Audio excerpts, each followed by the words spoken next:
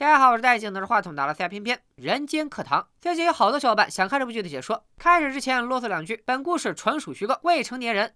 好吧，就算是成年人也不要模仿。男主小白是个普通高中生，也是市面上少有的别人家的孩子。他不仅成绩优秀，全班第一，而且尊师重道，服从管教。在外人看来，小白就和偏偏一样优秀。按理说，小白这样的优等生应该颇受欢迎才对，可他却活得像个透明人，连班主任都劝小白，年轻人就该有年轻人的样子。班主任虽然看不透小白的内心，但这番话也不无道理，因为小白确实有2副面孔。表面上他是平平无奇的好学生，背地里他是不能播 APP 的运营者。这个 APP 由小白亲自研发，在开公共汽车违法的韩国，不仅为失足少女们提供接单的机会，也在他们遇到危险时及时给予保护。因为这个 APP 有个可爱的柴犬形象，所以之后我们就称它为狗子 APP。在认识小白以前，一般人都很难想象高中生居然有这样的胆量和经济头脑。不过小白并不以此为荣，他自己从来不露面，只是以叔叔作为代号，并用变声器指挥唯一的手下胡子叔替他处理所有工作，以及收取女孩们交的保护费。这一番操作下来，姑娘们都以为小白是个什么了不起的大人物，对他言听计从。要知道，韩国的手机支付远不如咱们天手发达，在不露面的情况下，小白要如何收发现金呢？这一点小白也自有安排。某天放学后，小白来到地铁站，这里有个固定的储物柜，是他和胡子叔交易金钱和信息的地方。今天小白和以往一样拿走保护费，转头就收到了手底下一个叫花姐的姑娘发来的求助信息。干这一行，奇葩的顾客相当多，小白早就习以为常，立马联系胡子叔救人。还好胡子叔一般都会守在酒店附近，小白这头一通知，胡子叔立刻行动。此时，一个猥琐眼镜男正把花姐绑在浴缸里录像，花姐则不断敲打着手环，这手环和狗子 APP 连接，姑娘们只要有危险，一按手环就能直接给小白发送求救信号。眼镜男显然对此一无所知，他刚剪下花姐的头发，正为新的收草而高兴，但是很快他就笑不出来了。胡子叔救了人，又把现场情况报告给小白。小白给出指令，伤害他的员工就要付200万韩元的赔偿。可眼镜男猥琐之气满点，钱包里却空空如也。小白只好让花姐自己选，是要全款还是再揍眼镜男一顿。花姐毫不犹豫地选择了后者。看到这里，大家是不是都很疑惑？小白好好一个学生，为啥要干这种违法乱纪的事呢？这话要说起来，小白也很无奈。他最大的梦想是考上韩国的 SKY， 也就是首尔、延世、高丽3所顶尖大学，将来找份普通的工作，过平凡的生活。这种人生理想，要在一般家庭，父母就是砸锅卖铁，也会让孩子好好学习。可放在小白身上就非常奢侈了。小白的父亲是个老赌鬼，母亲也因此离家出走。为了不再被老爸剥削，小白早就搬出老家，独自生活。他现在不愁学业，就缺9000万韩元的学费，9000万换算成人民币也要50多万。他不用点特殊的办法，实在很难快速攒钱。也正因如此，小白每天都活得压力山大。而小白灰暗的生活中，唯一的光明就是他暗恋的女同学小红。可小红家境优渥，性格活泼开朗，是学校里的万人迷，所以从上高中到现在，白与红就一直处在2个世界，毫无交集。可缘分要来，但是挡都挡不住。小白的班主任神助攻，他办了一个社会问题研究社，成员暂时只有小红一个人。班主任邀请小白也加入社团。小红看小白又呆又萌，也并不排斥这个新成员。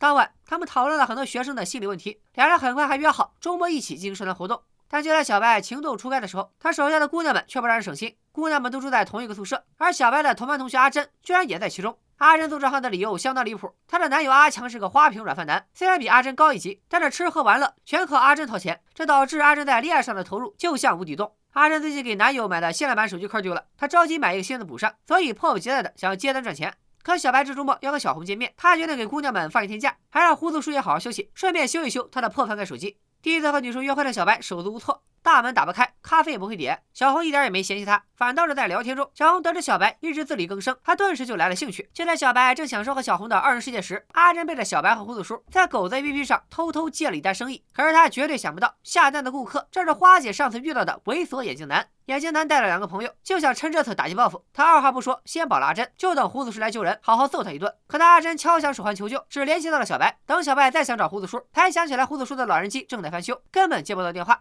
看来这次只能靠他自己出手了。小白偷偷从咖啡厅离开，他小脑瓜一转，先报了警。等警车到了酒店楼下，小白再通过狗子 APP 告知眼镜男，让他识相的话就赶紧滚。眼镜男没想到小白真敢报警，和同伙连忙跑路。阿珍也趁机离开，可一名前来办案的女警却记住了阿珍背包上的小挂件，觉得一个小姑娘大白天来酒店有些奇怪。女警会凭一个背影就揪出阿珍吗？他们继续往后看。等小白处理好这次危机，回到咖啡厅，小红早已离开，还让服务生提醒小白，他刚刚把书包落在了这里。小白没想到第一次约会就半途而废，也只能自认倒霉。小红看似大大咧咧，男孩的性格，可实际上他在咖啡厅就注意到小白有2部手机，还趁小白在教室打盹偷走了小白营业专用的手机。没想到小红出身大户人家，实际上和小白一样是个双面人。小红虽然衣食无忧，令人羡慕，但她的亲妈身为大型经纪公司的老板，一直在各方面严格要求女儿。就希望女儿有一天能继承公司，替她守住好不容易打下的江山。可小红对成功的人生并不感兴趣，妈妈的过度期望只让她越来越叛逆。她和小白一样，只是表面听话，心里却一直追求刺激。可惜小红只能在幻觉里爽一爽，没人能想到她有多羡慕小白。她也想自己动手丰衣足食，独来独往不受管束。所以小红偷了小白的手机，不管小白打什么工赚钱，她都想掺和一脚。而为了了解小白的秘密，小红再一次约小白私下见面。而傻乎乎的小白直到去储物库取钱，又想联系胡子叔停工，这才发现营业手机不见了。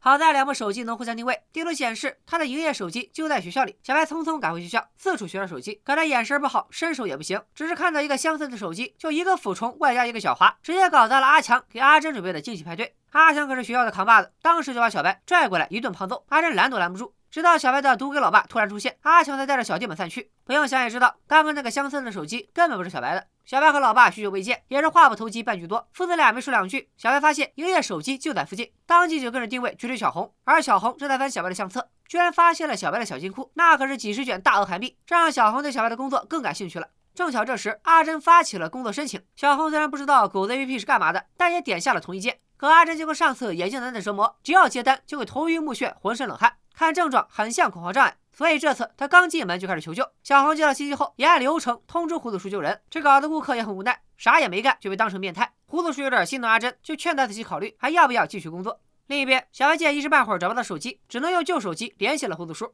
在得知拿走营业手机的人安排了接单，还安排胡子叔救人，小白猜到此人已经对自己的生意了如指掌，肯定不会轻易归还手机。想到这里，小白开始后怕，他觉得自己有把柄握在对方手里，现在别说考大学了，进不进局子都两说。小白哆嗦了一上午，终于打起了精神。现在可不是坐以待毙的时候，他把小金库塞满整个行李箱，带上宠物寄居蟹就准备跑路。可就在他要出门的时候，小红发现小白没来学校，居然直接逃课来他家里堵人。小白对小红总是无法拒绝，他让小红进门，小红却一眼注意到小白的行李箱，意识到小白要离开，他赶紧走进卫生间，用营业手机给小白打电话，告诉小白只要去学校附近的年糕摊，他就把手机还给小白。可是今天小白家的客人实在有点多，等小白离开后，小红刚看到行李箱塞满了钞票，小白的老爸却在这时候登门了，他也发现了这一箱现金。而赶往年糕摊的小白一看手机，发现营业手机的定位居然在自己家附近，马上约了返回，但一切都来不及了。眼看着老爸拿着他的钱消失在人海，以及手足无措的小红手握他的营业手机，要是现在开比惨大会，小白应该能直接进决赛。一直暗恋的女孩不仅是个小偷，还是个骗子，好不容易积攒的学费让亲爹抢走了，连唯一的宠物寄居蟹也被慌不择路的老爸踩死了。小白真是想不崩溃都难，可生活永远不会因为你已经够惨了就对你好一点。因为小白搞大了阿强的惊喜派对，阿强就把小白当做了新的霸凌对象，总想欺负他一下。而小红美女救奶狗为了加入小白的事业，居然当众承认小白是她的男朋友，帮小白逃脱阿强的纠缠。不仅如此，小红还给小白介绍了柔道部的男同学，想发展援交男这条路线，帮小白重新赚回学费。只不过此时的小白心灰意冷，根本不想重操旧业，直接用一句大可不必就拒绝了小红。小白大老远去老爸的破窝，还痴心妄想能把钱找回来，而小红也不顾小白的冷漠，非要陪他一起去。这老爸不仅欠电，智商还欠费，不愧是逢赌必输的老赌鬼了。他花光了小白的积蓄，别人都投资比特币，他投资皮特币，被人骗的1分钱也不剩。虽然老爸从没在小白的生命中承担过父亲的角色，但小白还是无法接受亲爹为了赌完全不管自己的死活。看小白的情绪已经跌到谷底，小红心软把手机还给了小白。就在小白对是否重蹈旧业心存疑虑的时候，补习班老师打来电话通知续费，小白走投无路，只能启用狗子 APP 重新开张。从丢手机到找老爸已经过去了好几天，姑娘们好久没收入，此刻都急着上岗赚钱，其中最着急的就是阿珍，毕竟她还养着个吃软饭的阿强。阿珍找到胡子叔，可胡子叔自从知道阿珍有恐慌障碍之后，就专门调查了阿珍的身世，发现她吃穿不愁，就劝她别继续干这行了。阿珍不好意思地说，男朋友要靠她养，也知道胡子叔是为她好，所以没有过多争辩。就算迟迟没法工作，阿珍和胡子叔感情也越来越好，可能是因为男友只爱钱，也可能是因为身边也没有真心的朋友。阿珍居然从冷酷的胡子叔身上找到了一丝来自长辈的温暖。这时咱们再看小白，现在只要他给胡子叔发了工资，狗子 APP 就能继续营业赚钱。可小白已然身无分文，连吃饭都困难，哪还有钱给胡子叔？没有收入也就算了，小白的成绩也一落千丈，48分的试卷让他成了全班同学的嘲笑对象。可就是接连不断的打击，让小白决定不再坚持，反正他没有做普通人的命，不如就一条道走到黑吧。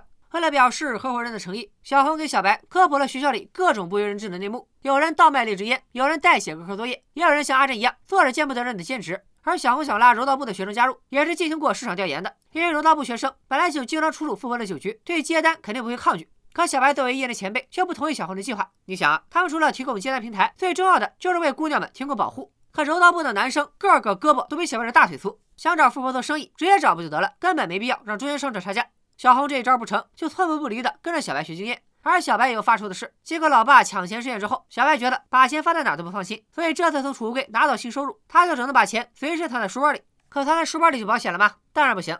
谁还记得阿强这个吃软饭的校霸？他现在热衷于欺负小白，所以特意让小弟买了成人用品，偷偷塞进了小白的书包。接着他再去找教导主任告状，说是在厕所里发现了烟头。教导主任正闲得无聊，一看能逞威风了，就立刻开始在全校搜查违禁品。这时的小白简直太难了，他怕书包里的现金被发现，解释不清。阿强在等着看着出丑。而除了小白之外，还有个意想不到的人也在紧张，那就是阿珍，他的电子烟就在手边。阿强就顾着整小白，差点坑了自己的女朋友。小白实在没办法，只好高喊学校不能侵犯学生人权，反对搜查。教导主任也大发雷霆，就要搜小白的书包。还好小红够机灵，他趁机偷跑出教室，干了件大事，又救了小白一次。事后老师们看监控发现，火灾警报就是小红的恶作剧，但因为小红是好学生，家里有钱有势，再加上小姑娘痛哭流涕，把自己演成了一个压力过大的好孩子，教导主任也懒得再追究了。可班主任却了解小红的脾气，而且哪有人压力大就去按警报的？其实小红的眼泪并不假，她真的对生活十分厌倦，她活在妈妈的掌控中太久了，现在连呼吸都觉得恶心。这一次风波过后，红白二人的关系也更亲近了。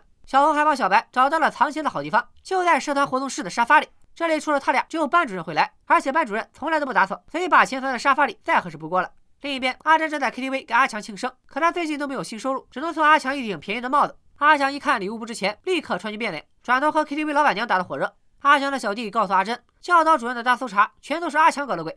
阿珍一想到这次如果搜到他的电子烟，自己也要玩完，当场就开始发脾气，吵着闹着要离开。但没想到刚走到门口，阿珍就碰到了老熟人花姐。花姐是来谈新生意的，所以也很给面子，假装不认识阿珍。花姐想在 KTV 常住，和带几个妹子来接单，老板娘可以从收入中抽成。但老板娘却表示，小妹妹你太年轻了，不知道我和我老公是混黑道的吗？花姐一看老板别致的风格，立刻就决定另谋出路。不过让我们记住这对黑道夫妻，他们之后还会出现。同一天晚上，小红来老妈的娱乐公司看选秀，她上次想招揽柔道部不成，这回灵机一动，直接忽悠来了一个大龄练习生。要知道，在韩国吃苦训练的练习生千万，大部分都做着明星梦或者西北风，所以大龄练习生禁不住诱惑，通过狗子 APP 成了小白旗下的第一只兼职 duck。小红对自己介绍的员工顺利上岗十分有成就感，搂着小白一顿撒欢。随着小白的生意越来越好，平静的海面却再起波澜。大家还记得阿珍遇见眼镜男那次，小白不得已报个警吗？当时负责案件的女警记下了阿珍的背影，而阿珍对此不仅浑然不知，在逐渐看清阿强的真面目以后，她也失去了上学的乐趣，直接把上次给阿强的生日礼物，就是那顶幼稚的帽子，顺手塞给了小白。这一幕让小红逮了个正着，虽然俩人不是男女朋友，但小白还是做贼心虚。在去社团活动室的路上，他还努力的解释自己真的不喜欢阿珍。可是当小红打开活动室的门，小白的喜欢就已经不重要了。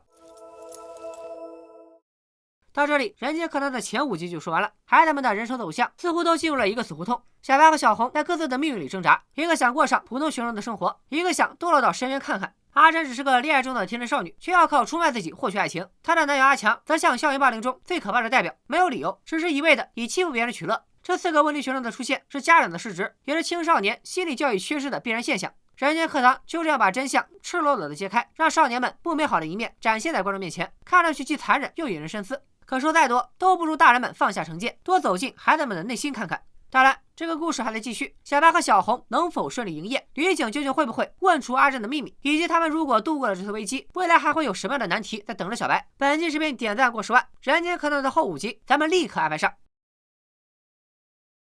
拜了个拜。